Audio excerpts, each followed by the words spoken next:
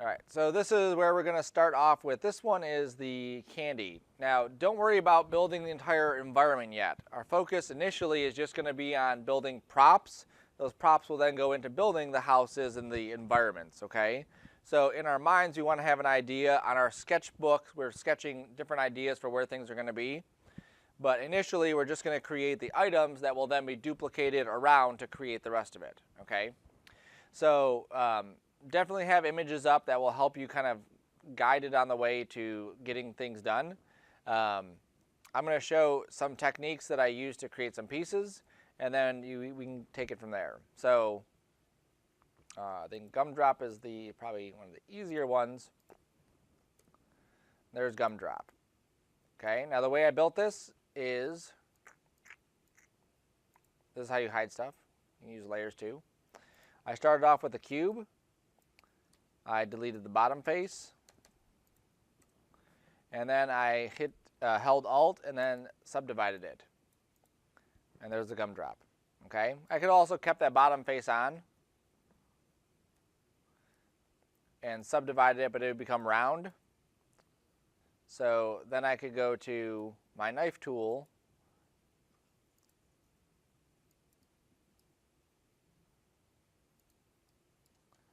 and then do that, and then I would get it. So, okay, so now it has a bottom and it has a top. And then from here, I could always tweak it. So if I decided that I wanted it to be, different shaped, I could just go into this and just tweak it. With the subdivision still here, as long as I'm clicked on the cube and I'm in one of those component modes, I can tweak what that looks like. You just have to be aware that you're tweaking that shape, obviously, and not the, you're tweaking this shape and not that one. Cool, so there's my Gumdrop. Lollipop. Okay, this one was a little bit trickier. So this one, I went to my objects first. And this is usually where I start off, is I try to find something that's similar to what I'm trying to build, right? So if I'm building a Hershey Kiss, I may start off with a cone, because that makes sense because that's very similar to that shape. For something like this, I really didn't see anything inside here that resembled that twisty, spirally shape. If I go into spline, though, I'll see there's a helix. And the helix is basically that same shape, but it's not like closing in on itself, okay? Luckily for us, there's an option here where we can tell it to close in. So I just go to that start radius, and I can choose how big it is at the start and how big it is at the end. So if I shrink it down like this, and then I take, instead of it being like really far out like that, I take the height and bring it in. Now I have pretty much that same shape.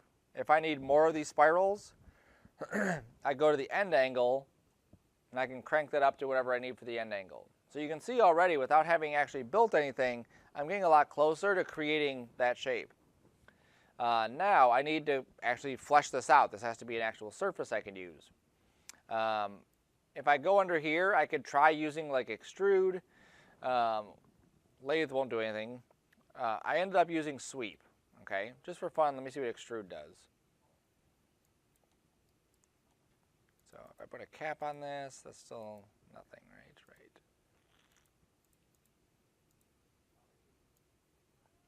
Yeah, that's still nothing, okay. So I'm going to go to create a circle. I'm going to shrink it down. And then I'm going to grab both of these and then hold Alt and go to sweep. Now it makes two sweeps, so I'm just going to grab one, put it in the other one, delete that one, and then drop the circle on top. And there you go. Okay, so the circle's on top. That's the one that's going to be moving along it. The helix is on the outside. That's the one or the bottom. That's the one that's going to be going around. And there's that shape. Okay, I can still tweak everything. So if I go to the circle, I can change the points. So this is how the points are being spread out. Right now it's adaptive. So as the circle needs more divisions, it adds more divisions. If I set it to natural, the circle itself,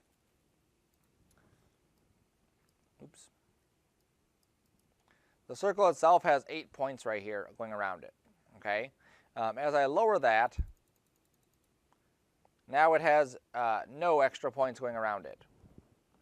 So it's just square. So if I turn this back on, you'll see I get that shape, which again may not be the shape I need for this, but somewhere down the line I might need that shape. So mentally I'm kind of cataloging it. There you go. So 2 here looks pretty good. Maybe 4.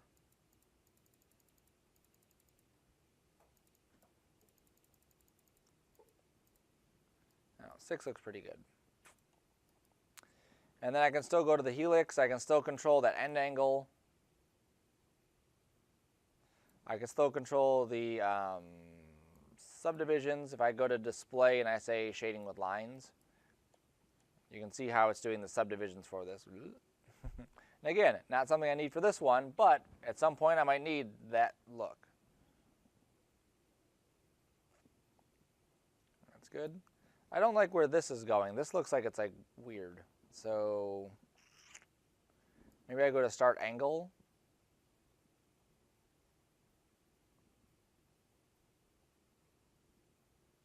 I don't know what that's doing. No, it was end angle. End angle. Yeah, no matter where I put that, that's going to look weird. So I think what I'll do is afterwards I'll just delete it.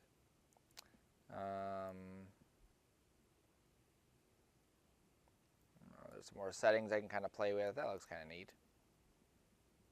All right, that's good. So that's going to be at the bottom. So I just want to make sure I rotate this. Oops, end angle. So that's at the bottom like this. And then I'm going to turn my shading off. I'm going to create a cylinder. You have to have something to hold this up. And then I'm just going to shrink it in and start moving things. So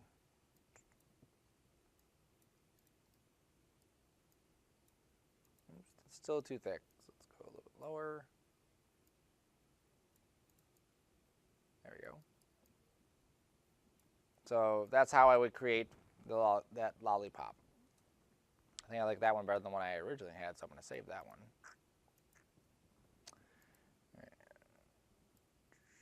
New layer, it's on there. I'm going to group it and call it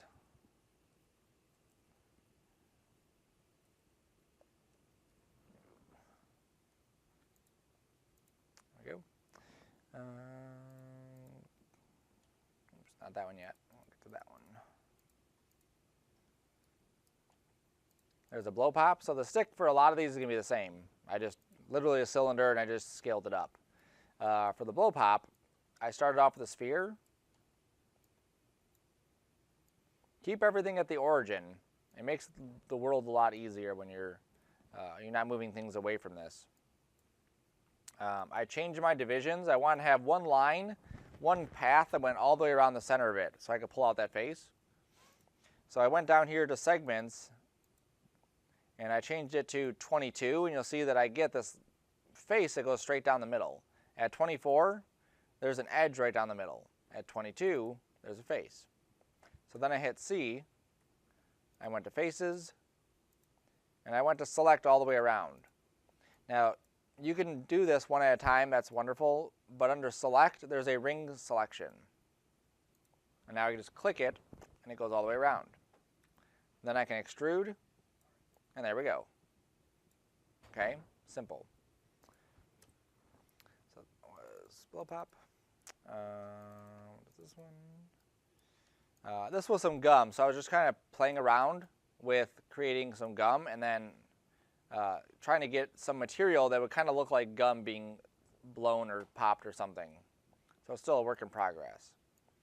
But with this one, you'll see there's a lot of divisions on it. Come on. I started off with a cube. I hit C, and then I started shaping this out very roughly of what this would look like. Okay, so back here, this would be scaled up like that. This would be kind of pushed in. I would extrude it a little bit. I would extrude it a little bit more, and then scale it.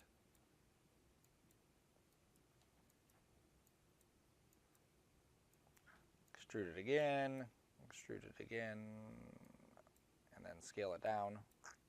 Okay, so something like this, and then if I hold Alt and go to that subdivision, I'll get kind of like that bubbly shape, right? Like it's inside someone's mouth and they're blowing a bubble. And then from here, I hit C on the subdivision, okay? If you're ever unsure, like I don't know if I want to hit C because that locks everything in, make a copy. Take your whole item here, group it, and then just drag a copy. Oops. And now you have an extra one. So if you screw up the first one, you can always get that one back.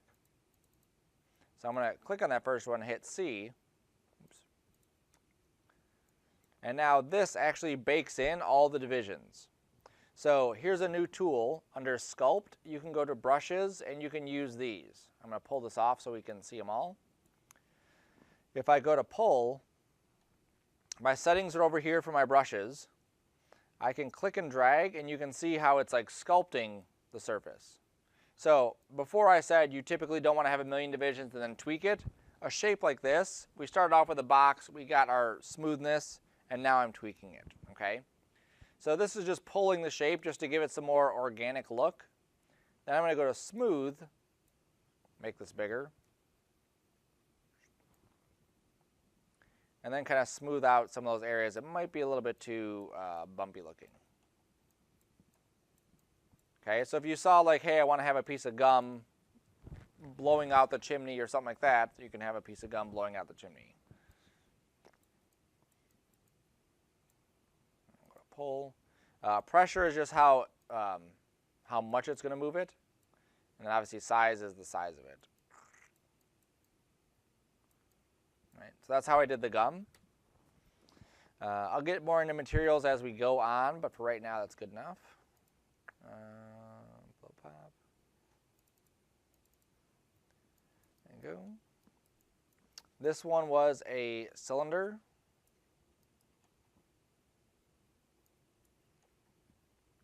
And this is where we have to kind of be aware inside Cinema how it does stuff. Okay, so I'm going to shrink this down. I'm going to pull this up. Okay, good enough. So I can go over here to my caps, and if I do a fillet on this, and then shrink the radius,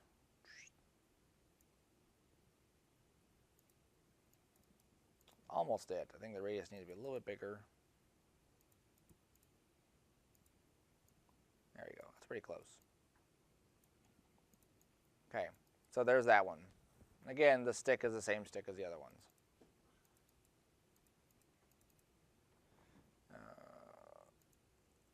I showed that one. Gum top.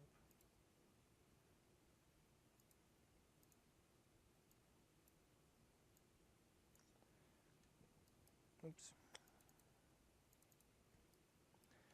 All right, here's a cupcake. The plain cupcake, there's nothing on top of it. For this bottom piece, I started off with a cylinder. I got rid of the caps because I didn't need them for this one. And then I looked at how many crinkles I wanted on this, okay? The more crinkles, the more lines and edges I need.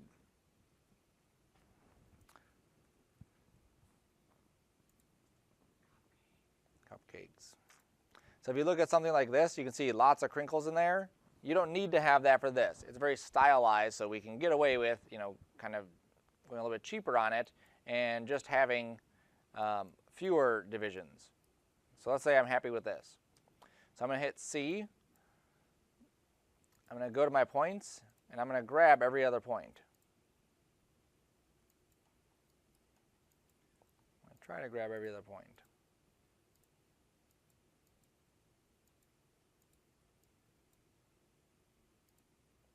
Now, if you make a mistake, you'll have to go back and reselect them. Another reason why you don't want to have too many points, because this would take forever that way. Okay. You should end up, if you have an even number of points, you should end up with having an even number of divisions. Okay. So then I just go to Scale, and I scale it out. It's as simple as that. That's how I created that. Okay. Now to create the little cupcake thing on the inside, that was just a separate shape. So we can start off with a sphere. Again, I kind of favor the cube.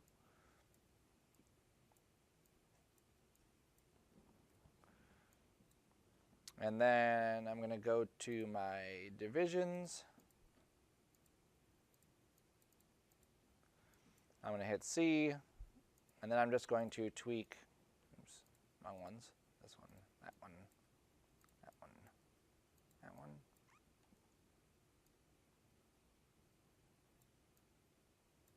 That scaled it up. I want to grab just this, there we go. So that gets it a bit closer. I also may want to, I can close that. Grab these bottom ones, scale those down a little bit. Grab these ones, scoot those down a little bit.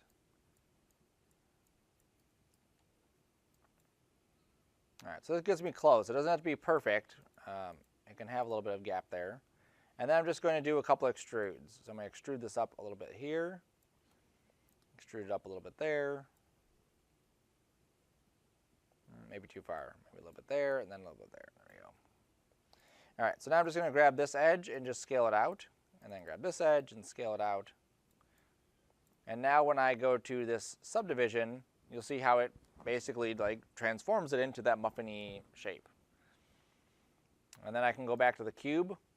I can grab some of the divisions and just start tweaking what it looks like if I wanted it to be a little bit more organic looking and not so perfect.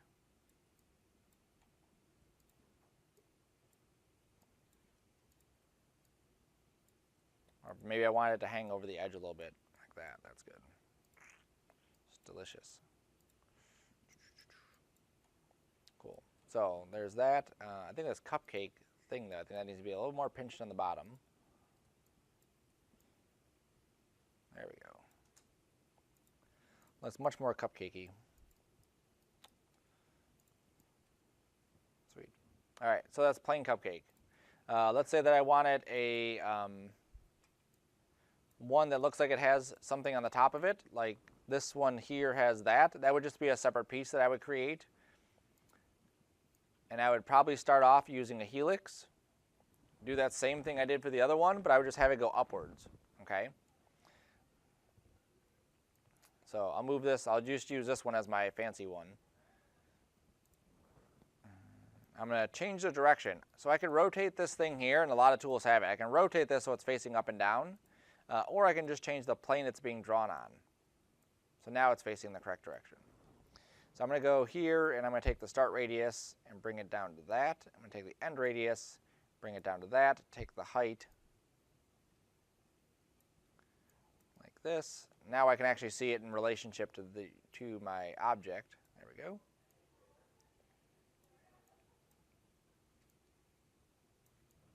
All right, so let's see how this is going to look. So then we just create another circle.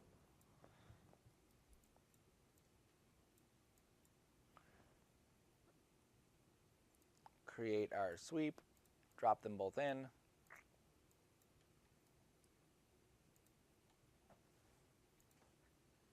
And my circle is way too big. That's why it came up so big. As I lower that, though, that looks like it's pretty close to what I need. Okay? This is pretty imperfect. This is also obviously shaped. It's like piped through a star or something. So if I go to my circle and I change that to none, I'll get something that looks like it's more piped through a star. Or if I change it to natural and then lower it, I'll get something that'll look closer to that. What if you use this star shape instead of a circle? Same thing. It would just do the star around it, right? So yeah, so you can do any of that. I could also turn this off. Here's my circle. If I hit C on the circle, these options go away. I'm going to hit C on it because I want to be able to grab the points and tweak the points. So if I just did that and then turn this back on, then I would get that shape up there. And then if you look, I can really tweak it, and holy cow, that's almost pretty close, right?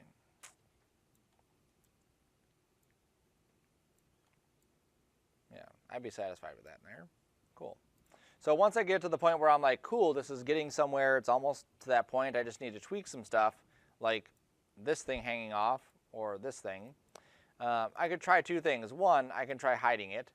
So if I go to my helix and I just change my angles so that it doesn't show those areas. That's acceptable. If I'm showing this and I don't want to see that, I change my start angle. And it either goes that way or it goes this way. Okay.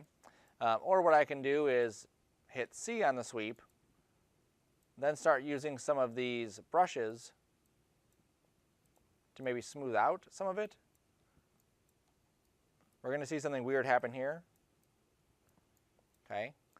See how it's separating from that? Anytime you have a polygon or a cylinder like this, the cap is one piece and then the rest of it is another piece. So before I do that, let me marquee everything, all the points, and then just say optimize. And what this does is it glues them together basically. So now let's try that again. We'll go to smooth. Nope, it didn't work. Let's try it again. Right click, optimize.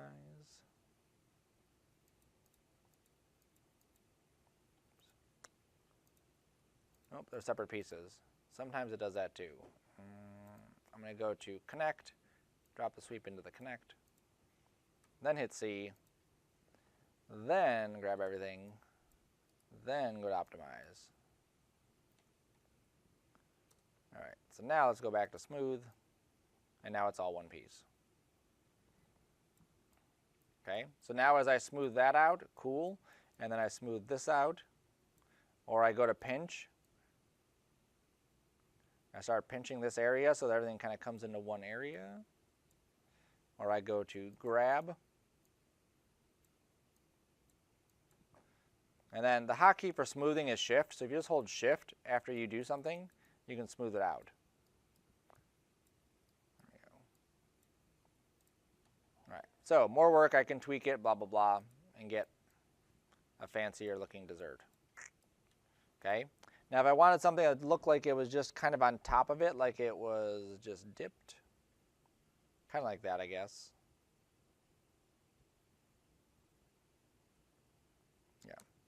Yeah. What I can do is duplicate this. I'm going to hit C, and then I'm going to delete all the faces for the stuff underneath it. Okay, now it's showing all my face normals. I wasn't doing that before.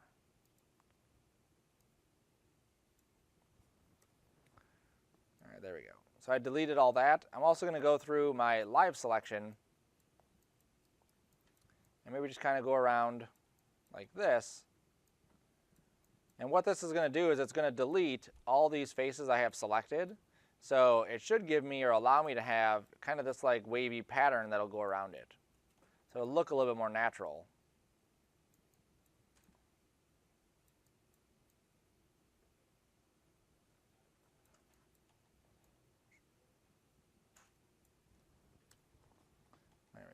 And then I'll go to smooth real quick and just kind of smooth out some of this.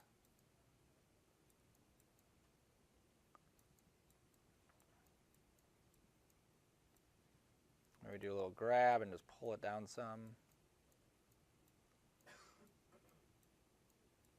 we go. All right. So now if I just take this and just set it back on top of it, that definitely works, but it's like too flat, right? So I need to extrude it. So I'm going to go to faces, grab it all, and extrude it just to give it some thickness. Then do a subdivision surface on it.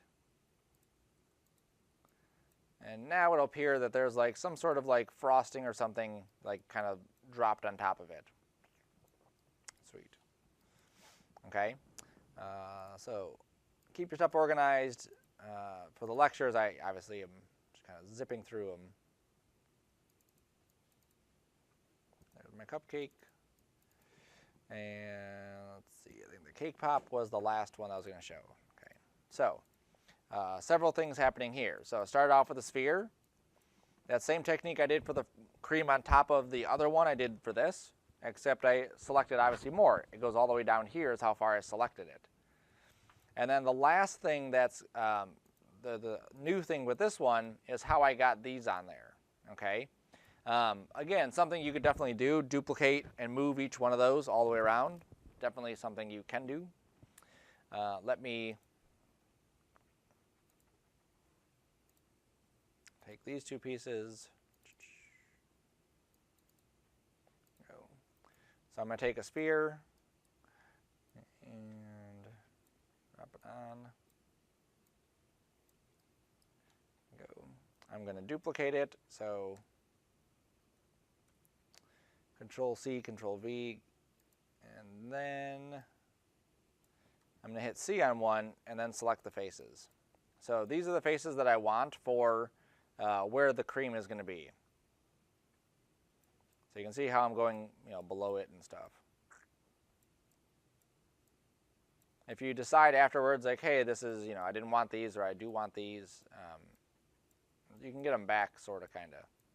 You can make new ones. All right, so that looks good.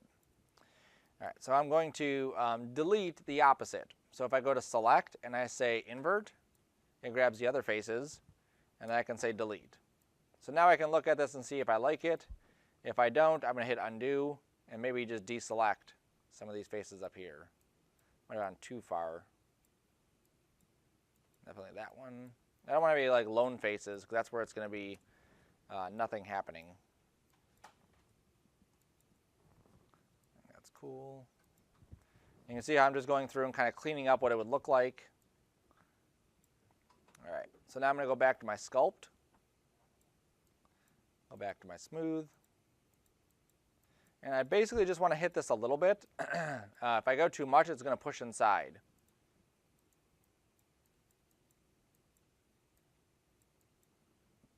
So I may need to grab it and pull it out if I do that.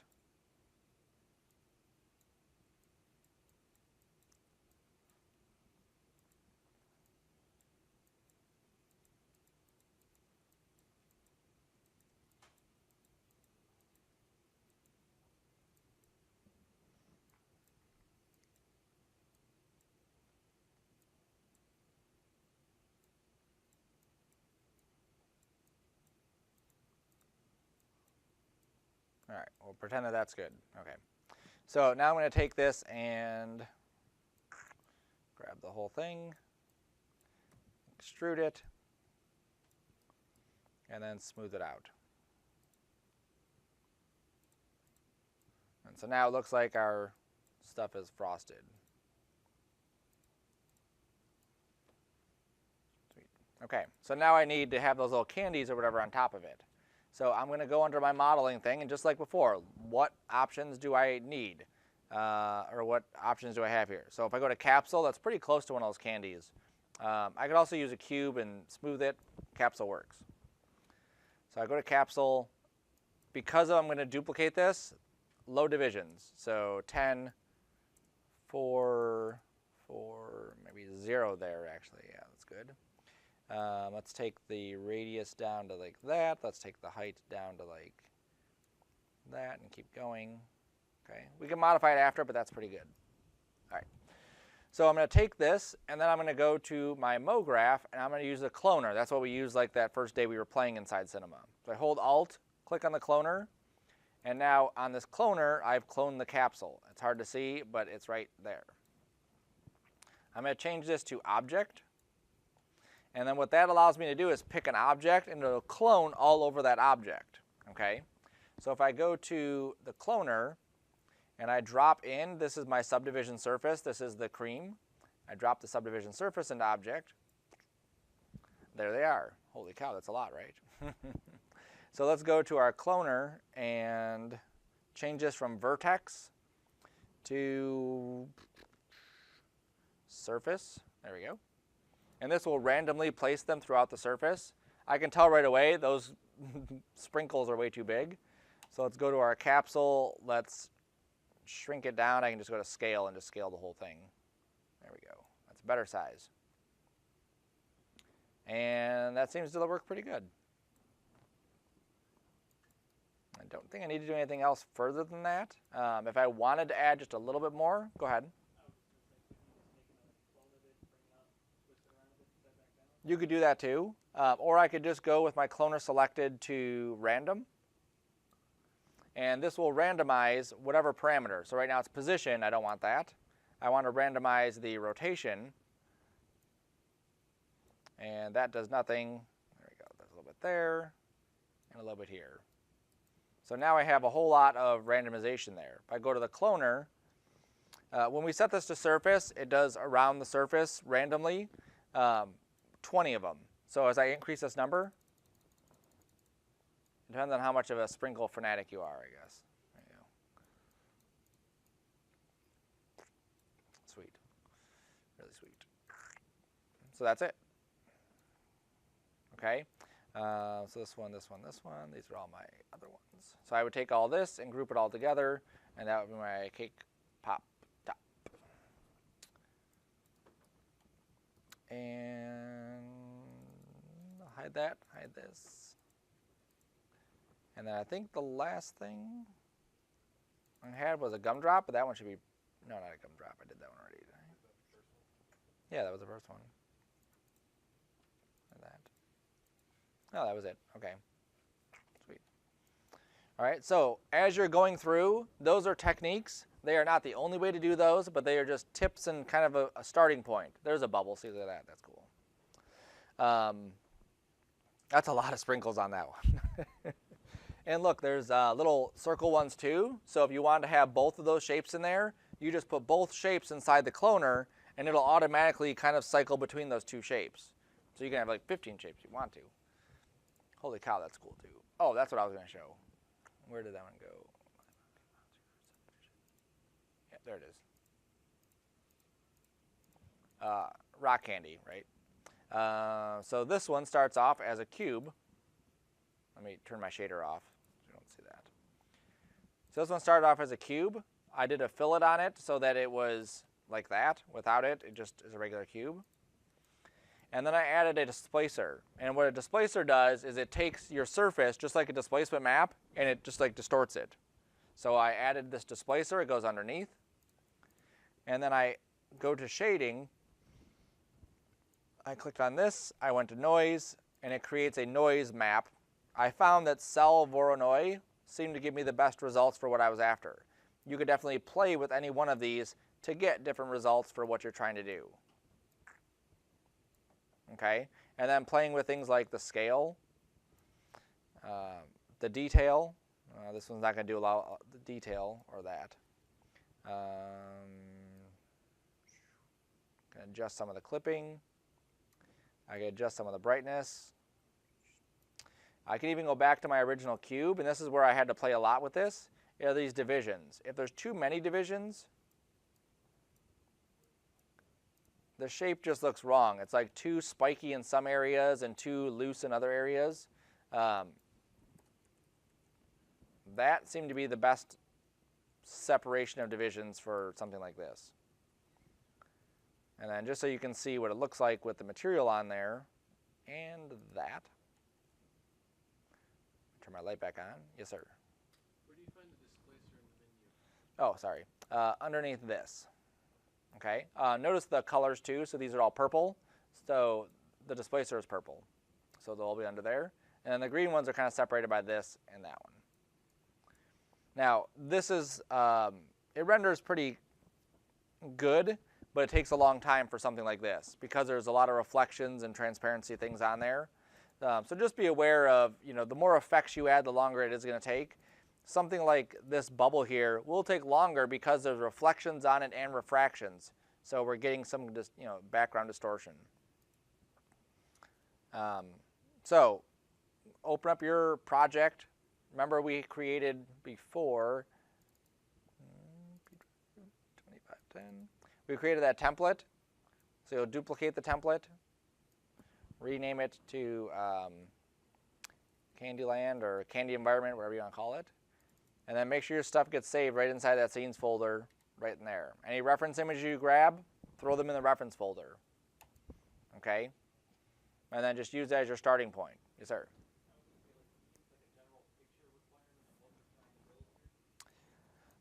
Everyone's is going to be different, but eventually it's going to be some kind of like Candy World or Candy Land type thing.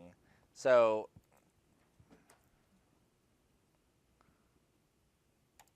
let's say something like this. So in our scene, in our environment, we'll have just like The roads will be made of some kind of candy. The grass can be made of some kind of candy. We won't have like blades of grass because that would take forever to render, but we would have something there. If we wanted to have like a chocolate river, like I said last time, we could have a brown river, but we wouldn't necessarily have a chocolate like splashing whatever river. So however you customize it is going to be up to you. A lot of it is just going to be kind of, you can see how they have like the gumdrops here, creating that initial gumdrop. Later on, we'll work on duplicating that gumdrop in a more easier fashion than manually doing it. Here's donuts, same process. There's sprinkles on the donuts, same process for that. If you have world, this one's like Jello, nice. So you can make candy canes. You can like I said last time too, you can do like this is bright and shiny. You can do dark and kind of gloomy too if you wanted to, like creepy Candyland. But just like sweets, I guess, would be more of a thing. Sugar Rush from Wreck-It Ralph, yep. Okay, so start building just pieces that you're going to use to create. We'll get into creating structures later, like houses and that kind of thing. Just worry about creating some candy sweet things now. Questions? Cool. How many cameras are going to be on the final project? One camera. We're just going to have one camera kind of shoot it, and we're going to do different effects on top of that camera. So like from this one. So from this angle, we'll do like a standard render, and then we'll explore some of the different ways you can control the cameras, adding vignettes, adding distortion, colorizing it, depth of field, that kind of thing. Is it possible to get the full what we're supposed to do, even though we don't know how to do everything? Oh, you mean the exact thing? We're gonna basically create a scene like this. Okay, so you have candy that's creating an environment. So if you think of any kind of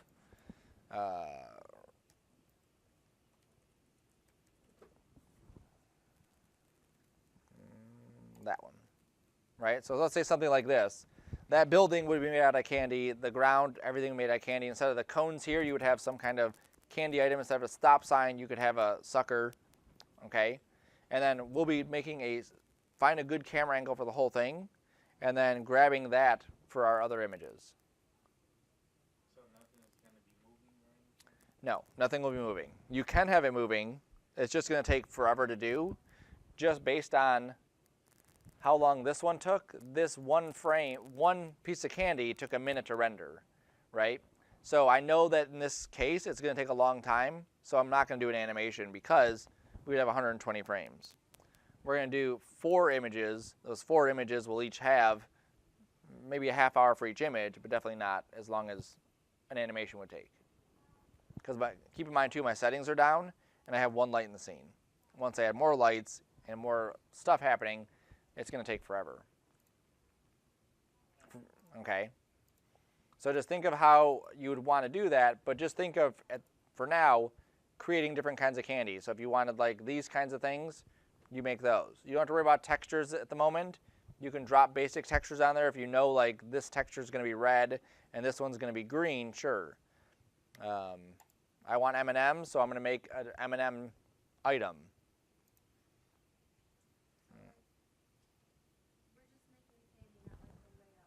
Correct. You're not doing the layout yet. We'll get to the layout after. Right now we just need the candy, so then we can start to build the structures and build the environment. That'll be a whole nother day we go over that. Okay? Cool? Anything else? All right. Yes, sir. You said we could do it in like a weird, like, gloomy way. Correct. Does that have mostly to do with the lighting and such? It would be with the lighting, and then it would also be with the texture. So instead of choosing like a bright, vibrant pink, you would choose a dark purple, right? We wouldn't pull anything up. Creepy Candy World. No, that's weird. Our color palette would just be a lot different, right? So we would have more like these kinds of colors and shadows versus that other one that we had up there. Even like that. Right, but you can also think of like, keep in mind you could do anything. So when I say we're doing an environment, even something like this, where you see like this is basically like all chocolate, and then you would have this thing in the background that's like a cupcake castle or something, and then you have stuff over there, trees made out of anything.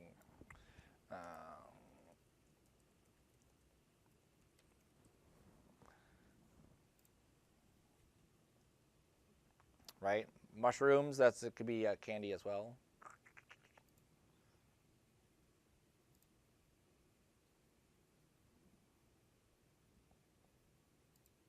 That's the same picture.